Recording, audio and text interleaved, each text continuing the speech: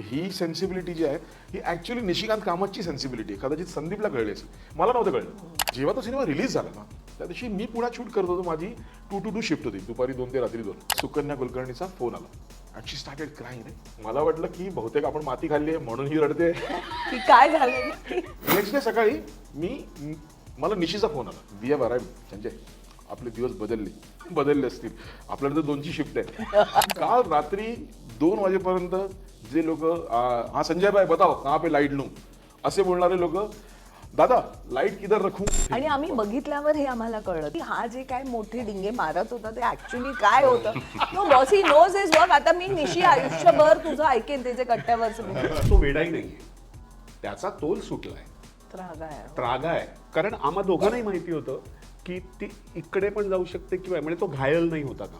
आता जर असताना तर निशीला ऍक्च्युली पॅचवर्कचा लेजंड म्हणून आपण हे अवॉर्ड दिलं असतं. त्याला हक्कच नाही इतक्या लवकर जाण्याचा. खरं तर खूप नुकसान स्वतःचं तर केलंच पण आमचं खूप केलं असं मला वाटतं. त्यामुळे तो राग नक्कीच राहणार. आपण सीन शूट केला, मग सगळं एडिट झालं, सगळं झालं.